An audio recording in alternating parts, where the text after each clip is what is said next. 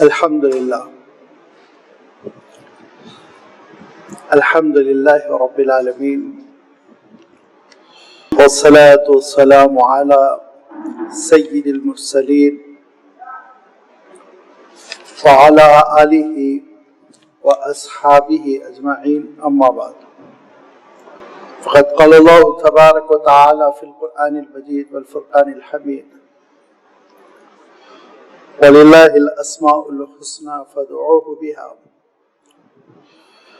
وذروا الذين يلحدون في أسمائه سيجزون بما كانوا يكسبون. وقال الله تبارك وتعالى أليس الله بكاف عبده صدق اللہ العظیم. بزرگوں اور دوستوں، اسماء حسنی کی اس نشست میں انشاءاللہ اللہ تعالیٰ کا ایک اور قرآنی نام یعنی الکافی پر ہم انشاءاللہ گفتگو کریں گے.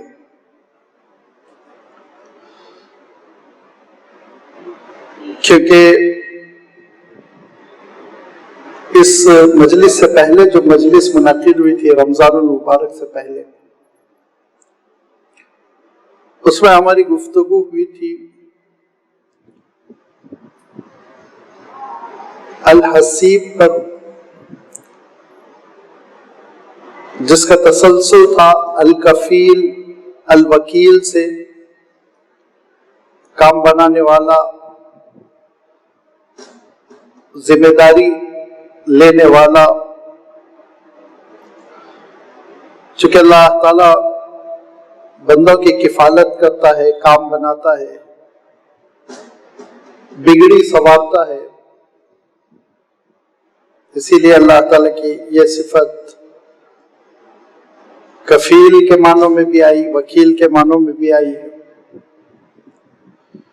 اسی سے متعلق اور ایک صفت ہے اور وہ ہے صفت کافی،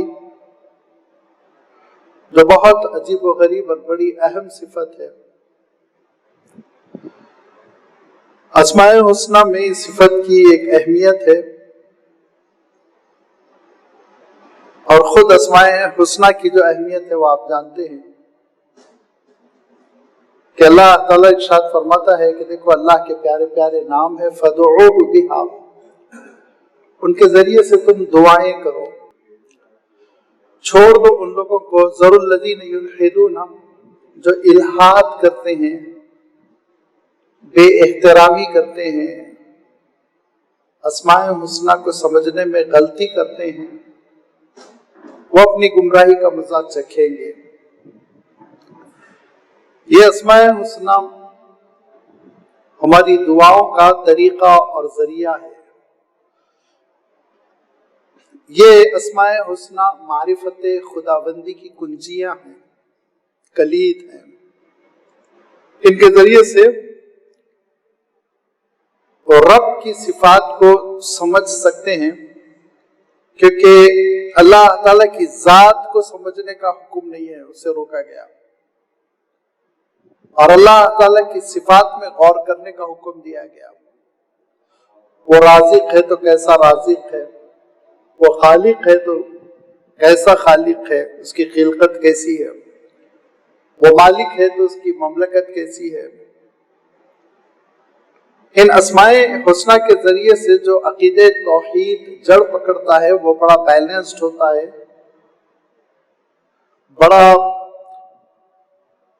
لاجک پر مبنی ہوتا ہے، سائنٹیفک ہوتا ہے، گہرا ہوتا ہے، عملی زندگی پر زبردست اس کا اثر ہوتا ہے، بگڑتا نہیں بندہ. لہذا اسماء حسنی کو سمجھنا بہت ضروری ہے، اور اس ضرورت اور اس اہمیت کو آپ اس طرح اندازہ لگا سکتے ہیں کہ قرآن مجید میں اتنا اسماء حسنی کا ورد ہے، تکرار ہے بار بار، کہ شاید کسی اور چیز کی اتنی تکرار ہو. سورۃ الفاتحہ سے آپ شروع کر دیجئے، الحمدللہ رب الرحمن الرحیم مالک पहली सूरत जो 7 आयतों पर मुश्तमिल छोटी सी सूरत है, उसी में अल्लाह ताला ने अपने 5 अस्मा का हवाला दे दिया। फिर उसके बाद आप कुरान पाक की तिलावत करते चले जाएं, सैकड़ों मकामात है बिला मुबालगा, बगैर सोचे समझे सैकड़ों का लफ्ज नहीं इस्तेमाल कर रहा हूं मैं, आप गिन कर देखिए सैकड़ों मकामात है जहाँ अस्माए हुस्ना आए हैं अलग अलग अंदाज में, आयतों के इख्तिताम पर, मुख्तलिफ अहकाम के ज़िम्न में। इतना कुरान मजीद में अल्लाह ताला अपने कलाम में इन नामों और इन सिफात का हवाला दे रहा है। उसकी वजह क्या है? उसकी वजह ये कि बंदे का न सिर्फ अकीदे तौहीद ठीक होता है, बल्कि अल्लाह से बड़ी मोहब्बत हो जाती है, अल्लाह ताला से ताल्लुक पैदा हो जाता है। और ये अल्लाह ताला की मोहब्बत जो मतलूब है, ईमान का तकाजा है, वल्लज़ीना आमनू अशद्दु हुब्बन लिल्लाह, ये अल्लाह ताला की मोहब्बत बंदों को गुमराह नहीं होने देती, किसी दिलहीज पे सर नहीं झुकाएगा। फिर उसको मालूम है सब काम अल्लाह ताला की तरफ से, रिज़्क अल्लाह की तरफ से, माफी अल्लाह की तरफ से, रहमत अल्लाह की तरफ से, शिफा अल्लाह की तरफ से, दौलत अल्लाह की तरफ से, इल्म अल्लाह की जानिब से, तो क्यों कहीं जाएगा वो? ये कैफियत पैदा हो जाती है बंदे की जब मारिफत खुदाबंदी हो। लिहाजा अस्माए हुस्ना को अहमियत देनी चाहिए। यह असले इस्लाम है, इस्लाम के उसूल में से है। जुज़वियात पर बड़ी लंबी गुफ्तगू होती है, मुस्तहब्बात पर बहुत लंबी गुफ्तगू होती है। और मुस्तहब्बात का मसला ये है कि जमाने और इलाके के लिहाज से चेंज होते हैं। मुस्तहब्बात के माने होते हैं रिकमेंडेड ऑर्डर्स।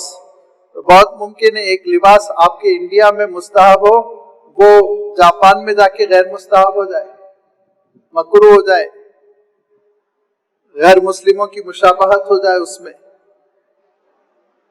बहुत मुमकिन है कि एक तकरीब आपके पास मुस्तहब हो, दूसरे इलाके में जाने के बाद गैर मुस्तहब हो जाए। फिर एक साथी बता रहे थे, मुझे खुद डायरेक्ट तजर्बा नहीं है, कि हम लोग यहाँ दीनी मजलिसों में पैजामा, वाइट पैजामा पहनने को तरजीह देते हैं, अकरब लिल तक़वा समझते हैं, लेकिन सुना अगर कोई अमेरिका में पहने तो वहां बहुत गैर मियारी फेल समझा जाता है। वाइट पैजामा पहन के अगर कोई किसी तकरीब में जाए तो सुना है कि वहां यह समझा जाता है कि वो नाइट ड्रेस में बाहर निकल कर आ गया है।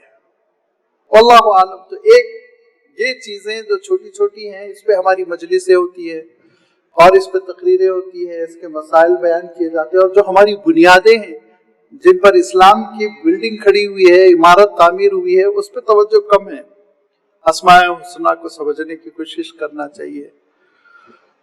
ये कुरान फहमी की राह है, इससे आप कुरान मजीद समझ सकते हैं। कुरान फहमी में बहुत माविन है। ये अस्माए हुस्ना मैंने अभी अर्ज किया था कि दुआओं का जरिया है, दुआओं का तरीका है, इससे दुआ मांगने की ताकीद की गई। अल्लाह ताला ने भी कहा फदउहु बिहा, अल्लाह के रसूल सल्लल्लाहु अलैहि वसल्लम ने भी फरमाया। एक साहब दुआ कर रहे थे और उन्होंने अल्लाह ताला के 5-6 नामों का तज़किरा किया, अल हय्युल क़य्यूम, अर रहमान, अर रहीम। आप सल्लल्लाहु अलैहि वसल्लम ने इरशाद फरमाया, इस बंदे ने उन नामों की दुहाई देकर दुआ की कि जिन नामों की दुहाई देकर दुआ करने के बाद दुआ रिजेक्ट नहीं होती, फरमा दुआ मुस्तरद नहीं होती है, फरमा। तो आप अंदाजा कर सकते हैं कि ये नामों की, अल्लाह ताला की सिफात की, सिफाती नाम अस्माए हुस्ना, इनकी बड़ी अहमियत है, जिसको आप सल्लल्लाहु अलैहि वसल्लम फरमाया करते थे कि 99 नाम है, जो इनको पा गया तो फिर वो जन्नत में दाखिल हो गया, फरमाते थे आप सल्लल्लाहु अलैहि वसल्लम। जो इन नामों को पा गया वो जन्नत में दाखिल होकर रह गया। वलिल्लाहिल 99 इस्मन फमन अहसाहा फक़द दखलल जन्नह। कितनी अहमियत की बात है और किस कदर हमारी तवज्जो इस पर होनी चाहिए। लेकिन लोगों के सामने चूंकि अभी ये हकीकत उजागर नहीं हुई, उस तरह से गुफ्तगू नहीं हुई, उस तरह मेहनत नहीं हुई, دھیرے دھیرے انشاءاللہ مزاج بنے گا اور لوگ وابستہ ہوں گے. لیکن الحمدللہ ہم یہ مجلس کرتے چلے آ رہے ہیں، 30-35 مجلسیں ہو گئی ہیں، اور الحمدللہ بہت سارے اللہ کے ناموں پر گفتگو کرنے کا موقع ملا، سننے کا موقع ملا، جو باعث اجر ہے، باعث ثواب ہے. اور انہی میں اب آج ہم اللہ تعالیٰ کے اس نام پر، اس صفت پر گفتگو کر رہے ہیں جس کو الکافی کہا جاتا ہے. لفظ بہت آسان ہے، اردو کا طبقہ بہت آسانی سے سمجھتا ہے. ہم اردو میں استعمال کرتے ہیں کافی ہے، بھئی کافی ہو گیا، زیادہ مت بولو، اتنا کافی ہے، اور اس کے معنی یہ سمجھتے ہیں کہ بات مکمل ہو گئی. لیکن یہ کافی کا جو لفظ ہے، الیس اللہ بکافٍ عبدہ، جو قرآن پاک میں اللہ نے یہ ارشاد فرمایا کہ کیا اللہ اپنے بندے کے لیے کافی نہیں ہے. اور پھر یہ تو ایک ناؤن ہے، اسم ہے، اس کا جو ورب ہے، اس کا جو فعل ہے، وہ تو اتنا آیا ہے متعدد بار قرآن پاک میں.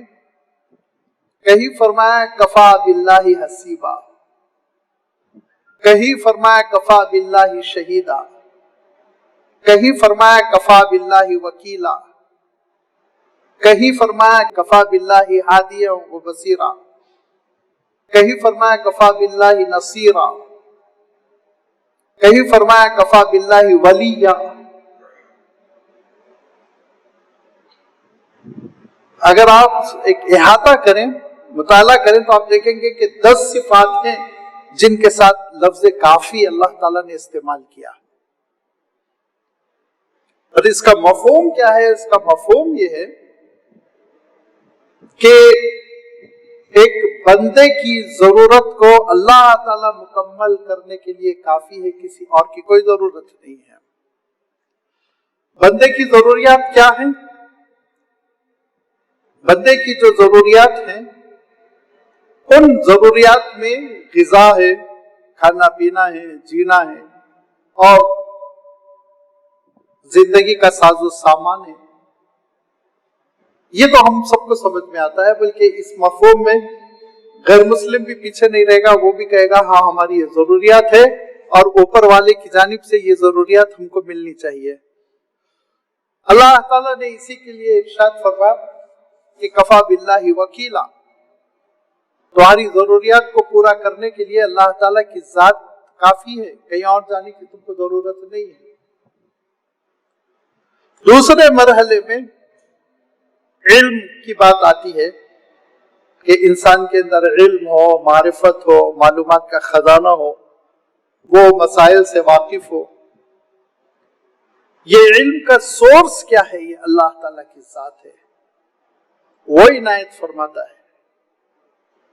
علم کے حواس بھی اسی نے دیے ہیں، اور علم کے لیے سینے کو بھی وہی کھولتا ہے. علم نشرح لک صدرک، اسی کے ہاتھ میں ہے. اسی لیے آپ دیکھیں گے بڑی اچھی محنت ہوتی ہے اور بڑا اچھا خرچہ ہوتا ہے، لیکن صاحبزادے پڑھ نہیں پاتے، اور اس کے مقابلے میں ایک بغیر خرچے کے، بغیر اہتمام کے کہاں سے گھر میں کس طرح پڑھ لیتا ہے نہیں معلوم، بہت ممتاز ہو جاتا ہے، آگے نکل جاتا ہے. کیونکہ یہ اللہ تعالیٰ کا خزانہ ہے، جس کے بارے میں اللہ تعالیٰ ارشاد فرماتا ذالک فضل اللہ یؤتیہ من یشاء.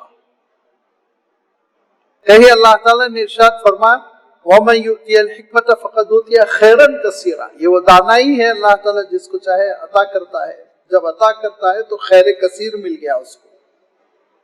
اسی لیے فرمایا کفا باللہ عالما، علم عطا کرنے، جو بندوں کے تعلق سے معلومات رکھنے میں اللہ کی ذات کافی ہے. کسی اور کے پاس تم کو جانا نہیں ہے، اللہ تعالیٰ سے تم کو علم ملنے والا ہے. اقرا بسم ربک الذی خلق، جو کہا کہ اس سے جڑو تمہارے سینے کو کھولے گا. پھر اس کے بعد تیسرے مرحلے میں جس چیز کی ضرورت پڑتی ہے وہ یہ ہے کہ کٹھن اور دشوار مرحلوں میں مدد ہو.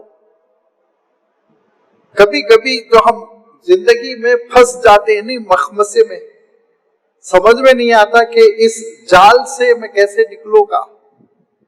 مسائل کا انبار ہو جاتا ہے، کمپلیکیٹڈ ہو جاتے ہیں مسئلے، اور اب جتنا اس گتھی کو سلجھانا چاہے اتنا وہ الجھتے جاتی ہے۔ جن کے پاس ایمان نہیں ہوتا ہے، جن کا تعلق اللہ تعالیٰ سے نہیں ہوتا ہے، تعلق مع اللہ میں کمی ہوتی، تو نعوذ باللہ خودکشی کی سوچتے ہیں، تو چھٹکارا پالو کہتے ہیں، اب نہیں نکل سکتا میں ان مسائل سے۔ لیکن جو صاحب ایمان ہوتے ہیں ان کو اللہ کی ذات پر یقین رہتا ہے کہ انشاءاللہ اللہ تعالیٰ ان مع العسر یسرا، اس سختی کو، پریشانی کو، الجھن کے اس مرحلے کو وہ دور کرے گا، حالات ٹھیک کر دے گا۔ تو کٹھن مرحلوں میں، زندگی کی دشوار گزار راہوں میں اگر مدد آ سکتی تو اللہ تعالیٰ کی جانب سے آ سکتی۔ اسی لیے فرمایا کفا باللہ نصیرا، مدد کرنے کے لیے اللہ کافی ہے، غیر اللہ کے پاس نہ جاؤ۔ ہمارے ایک ساتھی ہے، ان کی اہلیہ کی صحت بہت بگڑتی چلی گئی، بڑے لمبے خرچوں کے باوجود کوئی تبدیلی رونما نہیں ہو رہی تھی،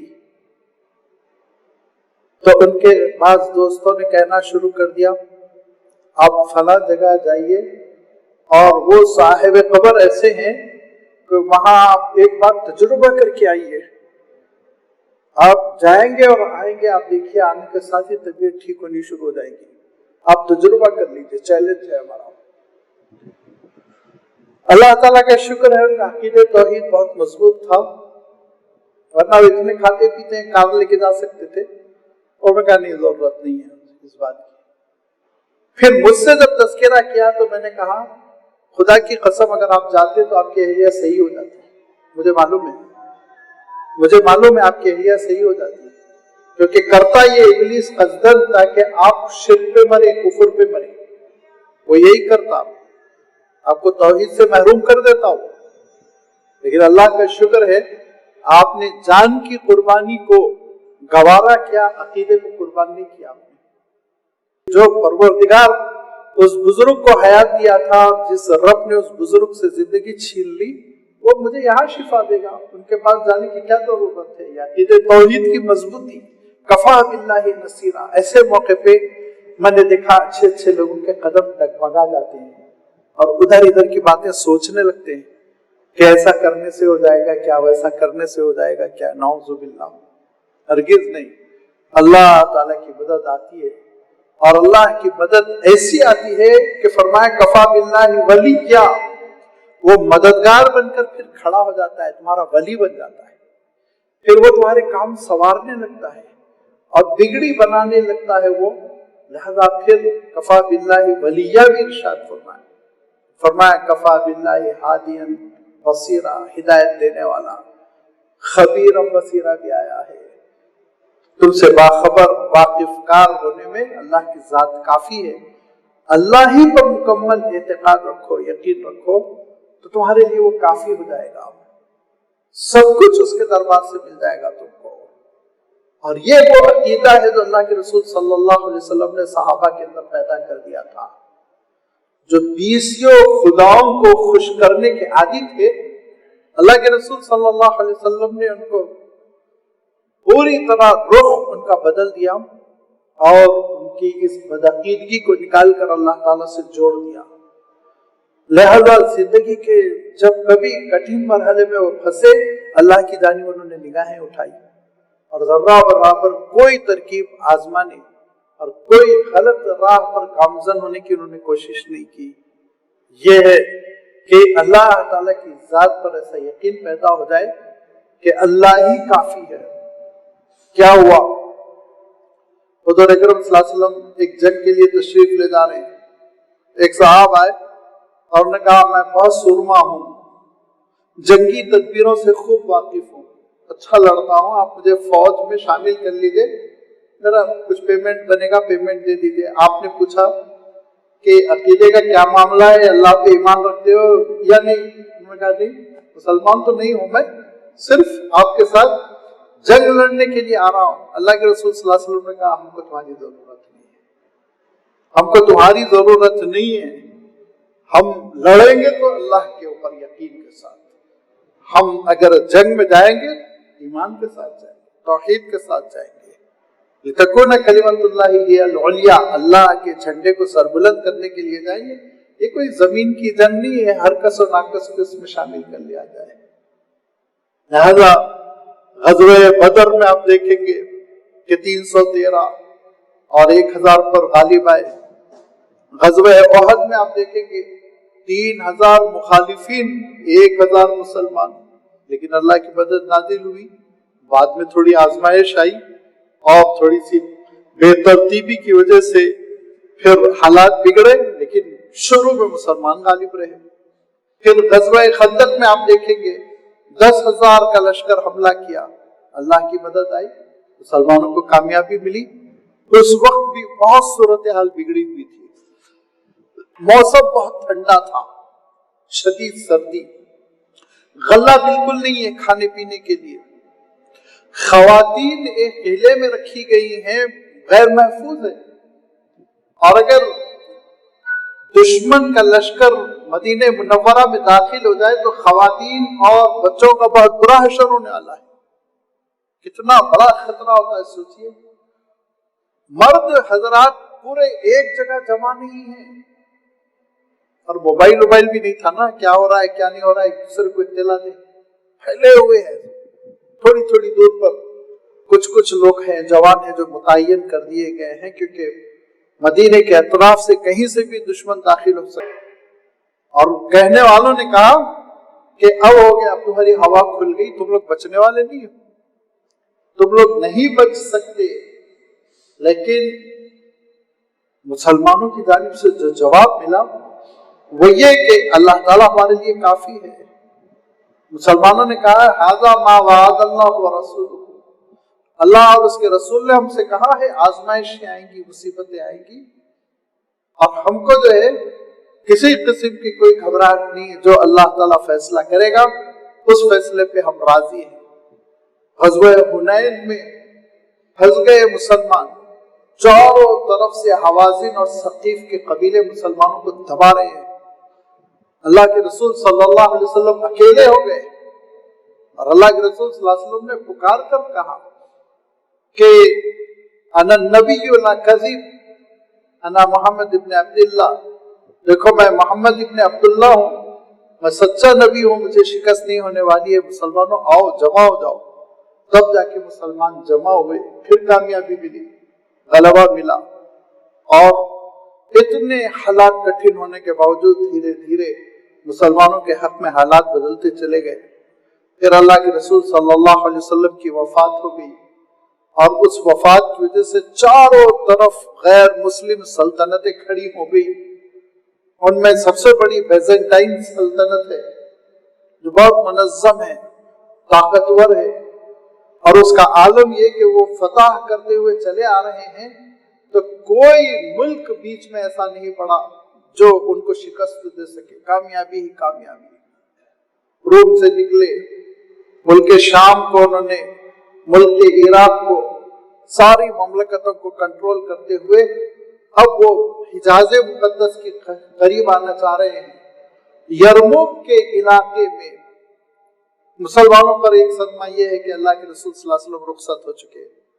मुसलमानों के साथ दूसरा मसला यह है कि एक बड़ी तादाद वो दावती दौरे पे निकली हुई है। मुसलमानों के साथ मसला यह है कि उनके पास अभी हथियारों की कोई अच्छी बड़ी फैक्ट्री नहीं बनी जिसकी वजह से हथियार साथ हों।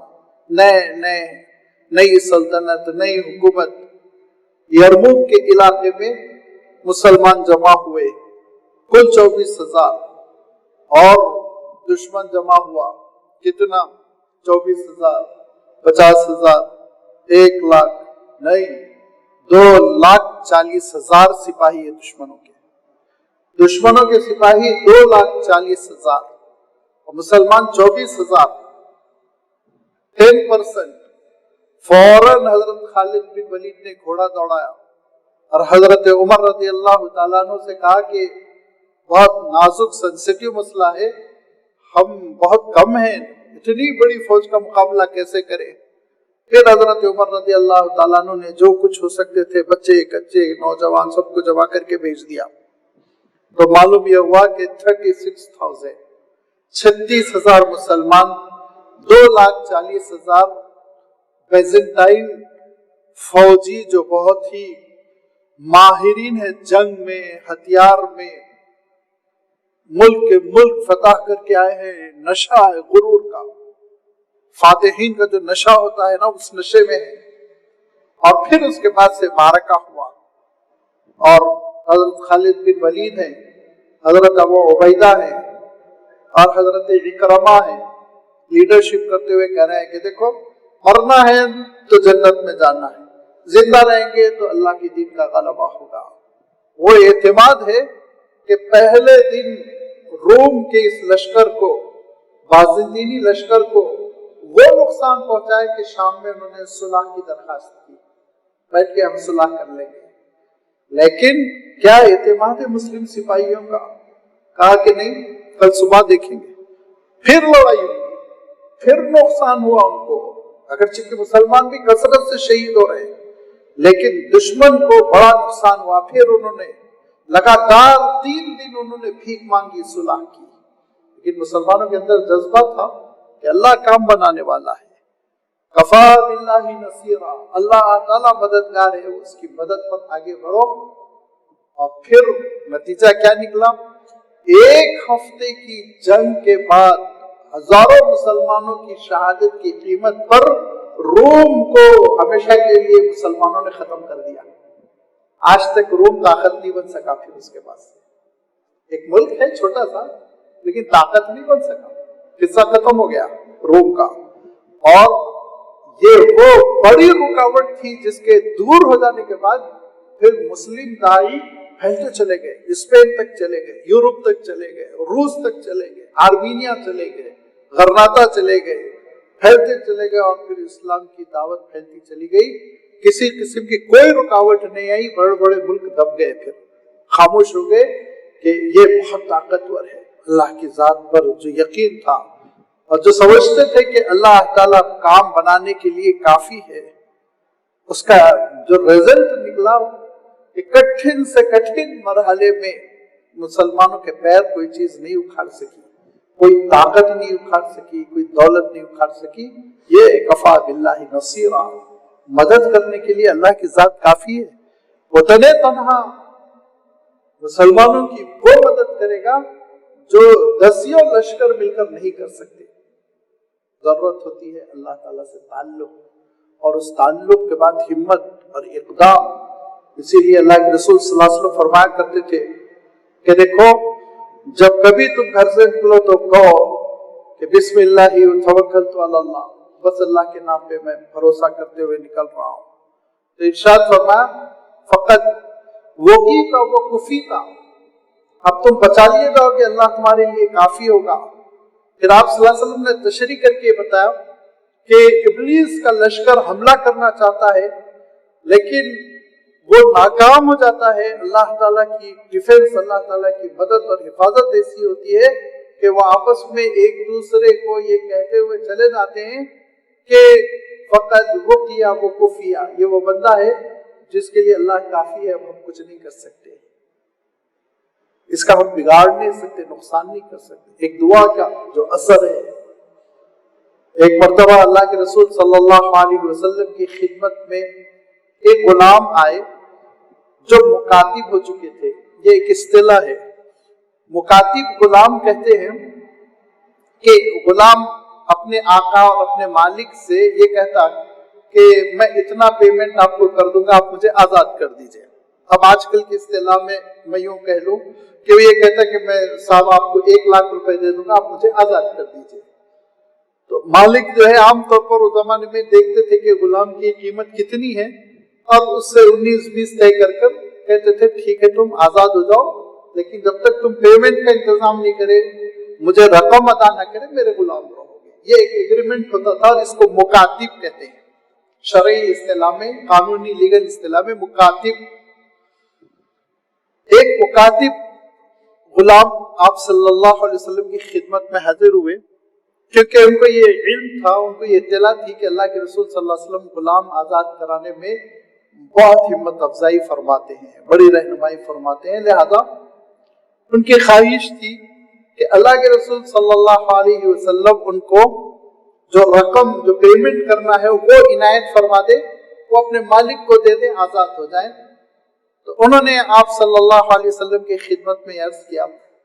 यह हजरत अली रज़ी अल्लाह तआला अन्हु रिवायत करते हैं, और इस रिवायत को इमाम इब्न सिन्नी रहमतुल्लाह अलैह, ये दरअसल इमाम नसई के शागिर्द है, बहुत बड़े मुहद्दिस हैं, कई किताबों के मुसन्निफ हैं, लेकिन आपकी एक किताब बहुत मशहूर हुई, अमलुल यौमी वल लैला, अमलुल यौम वल लैलती, यानी दिन और रात के अमाल क्या होने चाहिए, एक मुसलमान का पूरा दिन और रात कैसे गुजरे, शब रोज।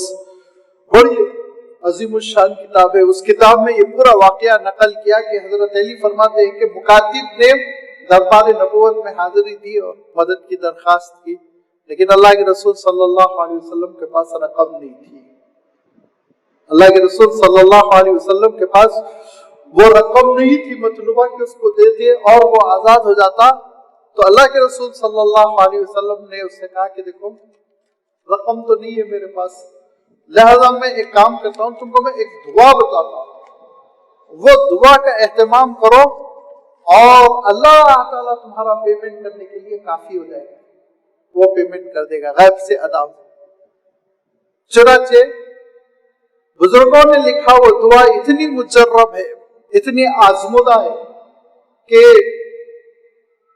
बड़े से बड़ा कर्ज इस दुआ का एहतमाम करने वाले से बहुत आसानी के साथ खत्म हो जाता है, देखते देखते खत्म हो जाता है। मुकातब भी एक तरह से कर्ज ही था ना, अदा करना था पेमेंट। लिहाजा वो दुआ जो अल्लाह के रसूल सल्लल्लाहु अलैहि वसल्लम ने बयान फरमाई, वो दुआ ये है, अल्लाहुम्मा अक्फिनी बिहलालिका अन हरामिका व अगनीनी बिफज़लिका अम्मन सिवाका। छोटी सी दुआ है, याद भी कर सकते हैं। ऐ अल्लाह, आप काफी हो जाएं मेरे लिए, अल्लाहुम्मा अक्फिनी बिहलालिका अन हरामिका, हलाल आमदनी के लिए आप काफी हो जाएं कि मैं हराम से बेनियाज हो जाऊं, हराम की मुझे जरूरत ही न पड़े। व अगनीनी बिफज़लिका अम्मन सिवाक, ऐ अल्लाह, आप अपने फजल से मुझे दूसरों का मोहताज होने से आजाद कर दीजिए, मैं किसी का मोहताज न रहूं। अपने फजल से मौला मुझे आप मोहताजी से महफूज कर लीजिए कि आपसे हटके मैं किसी का मोहताज न रहूं। अम्मन सिवा का, अल्लाह से तो मोहताजी रहेगी, वो छोड़ नहीं सकते उस दिल को हम। तो ये दुआ अल्लाह के रसूल सल्लल्लाहु अलैहि वसल्लम बयान करते हुए कहते हैं कि देखो इसका एहतमाम करोगे तो तुम पर पहाड़ बराबर कर्जा भी है तो अल्लाह ताला अदा फरमा देगा। अल्लाह ताला अदा फरमा देगा अगर तुम पर पहाड़ बराबर भी कर्जा हो। अल्लाह ताला से जब हम ये कहेंगे अल्लाह मेरे लिए तू काफी है, तो लाजमी बात है अल्लाह ताला हमको बेयारो मददगार नहीं छोड़ेगा। फिर लाजमी बात है वो हमारी किफायत करेगा, हमारी हिमायत करेगा, हमारी जरूरतों की तकमील करेगा। लिहाजा ये वो दुआ है कि वो मुकातिब खुशी खुशी चले गए और चंद ही रोज में फिर उनकी अदायगी का इंतजाम होता चला गया और वो गुलामी के इस बोझ से देखते देखते आजाद हो गए। कर्जों का बोझ बहुत परेशान करता है हम लोगों को। मौजूदा दुनिया में ये कर्जे जो है ये तकरीबन गुलामी की एक शक्ल है जो लोगों के ऊपर लाद दिए गए। अभी तो हम लोग बहरहाल इंडिया में हैं तो अच्छे हैं, लेकिन फिर मैं रिवायत करता हूँ, मुझे तहकीक तो नहीं है, लेकिन हमारे साथी बात बताते हैं कि अमेरिका में आदमी इतना मकरूज होता है, इतना मकरूज, गाड़ी उसकी कर्जे पे, लोन पे, घर उसका लोन पर, उसका लैपटॉप लोन पर, हर चीज लोन पर उठाया हुआ रहता है सुना, और 80% तनख्वाह लोन में ही जाती रहती है अल्लाह आलम, जैसे कि मैंने सुना। तो ये जो कर्जों के बोझ तले कभी कभी इंसान फंस जाता है।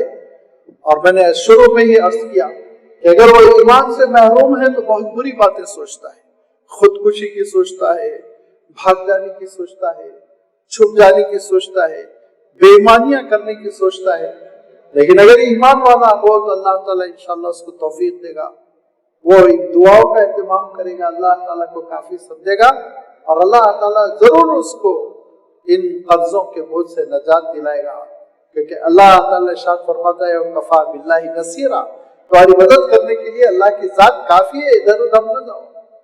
بسا اوقات یہ غلطی ہوتی ہے ہمارے نوجوانوں سے کہ چھوٹے قرضوں کو حل کرنے کے لیے بڑے بڑے قرضے لیتے ہیں، اور اس پہ میں نے دیکھا ہمارے کئی ساتھیوں کو تباہ و برباد ہو گئے کہ پہلے چھوٹے چھوٹے قرضے جمع ہو گئے، اب معلوم یہ ہوا، بطور مثال کہہ رہا ہوں، آپ کے لیے تو فیگرز بہت چھوٹے ہیں، 1 لاکھ کے 5 قرضے ہیں، لہٰذا سوچا کہ 6 لاکھ کا قرض، گھر کے کاغذات رکھا دیتے ہیں، وہ اصطلاحات مجھے یاد نہیں ہے، اور اس کے بعد سے معلوم یہ ہوا 6 لاکھ کا قرضہ لیا، اب اس کے بعد جو سود، اب اس کے بعد سے جو انٹرسٹ اور تباہی بربادی، گھر ہاتھ سے جارا، گاڑی داری کہیں کے نہیں رہ گئے۔ اللہ تعالیٰ سے تعلق جوڑو، دعائیں کرو حلال ذریعے سے۔ کیا سکھایا اللہ کے رسول صلی اللہ علیہ وسلم نے؟ ارشاد فرمایا اکفینی بحلالک عن حرامک، اللہ آپ کافی ہو جائے نا کہ میں حلال پر اکتفا کروں، حرام کے دلدل میں نہ پھنسوں۔ حرام کے دلدل میں انسان پھنس جاتا ہے، نکل نہیں پاتا، عادی ہو جاتا ہے، پھر وہ حرام سے ادھر سے یہ کرے گا، ادھر سے بے ایمانی، ادھر سے بے ایمانی۔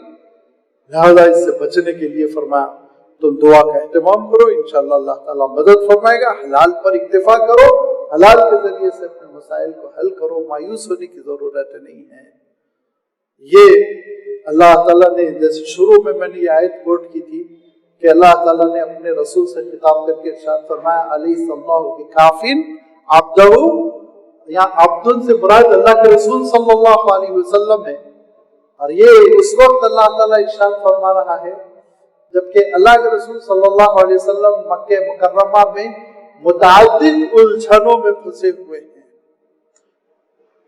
آپ کی اہلیہ وفات پا چکی ہیں، حضرت خدیجہ الکبریٰ رضی اللہ تعالیٰ عنہ، آپ کے سپورٹر، آپ کے چچا وفات پا چکے ہیں، بائیکاٹ، مسلمانوں کی تجارت ناکام چل رہی ہے، لوٹی جا رہی ہے، ان سے خرید فروخت نہیں کیا جا رہا ہے۔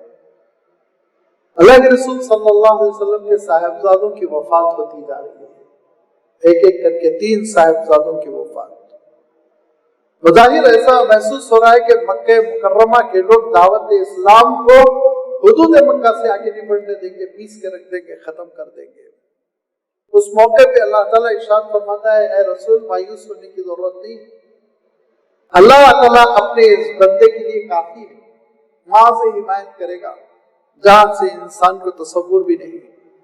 پھر ارشاد فرمان وَكَفَيْنَاكَ بِالْمُسْتَهْزِئِينَ، جتنے مذاق اڑا رہے ہیں نا ان کے لیے ہم کافی ہیں، ان کو ہم دیکھ لیں گے۔ زندگی کرنے والے سردار ابو جہل، ابو لہب، عتبہ، شیبہ، ولید، سب کے بارے میں ارشاد فرمایا ہم ان کے لیے کافی ہیں۔ اللہ تعالیٰ کی تدبیر دیکھیے، اللہ تعالیٰ کی تدبیر دیکھیے، اور ہم ہندوستانی مسلمانوں کے اس میں بڑا سبق ہے، بہت نصیحت کا سامان ہے کہ اللہ تعالیٰ ان دل لگی کرنے والوں، ستانے والوں اور مذاق اڑانے والوں کے لیے ایسا کافی ہوا، ایسا کافی ہوا کہ ان کے ہر ایک گھر میں ایک اسلام کی تائید کرنے والے کو پیدا فرمایا۔ ولید کے گھر میں خالد پیدا ہوئے، ابو جہل کے گھر میں اکرمہ پیدا ہوئے۔ تاریخ اٹھا کر دیکھیے جو اسلام کے لیے کھڑے ہو گئے، جو اسلام کے لیے جدوجہد کرتے رہے، لڑتے رہے۔ آج جتنی مخالفتیں ہو رہی ہوں، جو حرکتیں ہو رہی ہوں، اللہ کی ذات پہ بھروسہ ہو، ثابت قدمی ہو، دین کے تقاضوں کو ہم پکڑے رہیں اور کبھی حرام کی طرف مڑ کر نہ جائیں، حلال ہی میں اکتفا کریں، قربانیاں دیتے ہوئے زہد کے ساتھ، خواہشات کو قربان کر کم سے کم خواہشات کے ساتھ زندگی بسر کرتے ہوئے حلال پر اکتفا کر ہم آگے بڑھیں۔ جتنے مخالفین ہیں ان کے گھر میں اسلام کے داعی پیدا ہوں گے، ان کے گھروں سے اسلام کے داعی نکلیں گے، حالات بدلیں گے۔ لیکن لازمی بات ہے اس وقت تک یہ فین ہوا نہیں دیتا اور یہ لائٹ روشنی نہیں دیتی جب تک کہ اس کا لنک ٹرانسفارمر سے نہ ہو جائے، کرنٹ جب تک نہ دوڑے۔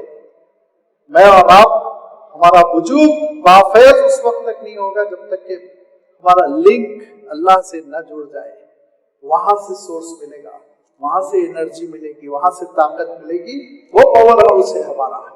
लिहाजा ये याद रखिए कि जरूरत नहीं है इस बात की कि आप उसी तरीके से पलट कर वार करें, गंदगी फैलाएं, गाली गलौज करें। वो जो गंदे डिबेट होते हैं हम भी देखते हैं, क्लिप्स उनकी भेजी जाती है, इन सब में किसी चीज की जरूरत नहीं।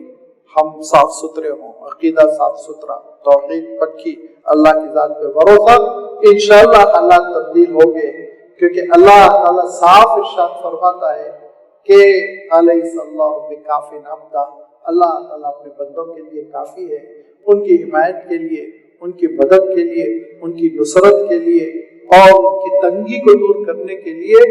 और फिर इसके साथ साथ एक बात और है जिस पे मैं गुफ्तगू खत्म करूंगा कि एक से ज्यादा गालिबन 3 मकामात है जिस पर अल्लाह ताला ने इरशाद फरमाया वकफा बिल्लाहि हसीबा, हिसाब किताब भी लेने के लिए अल्लाह ताला काफी है।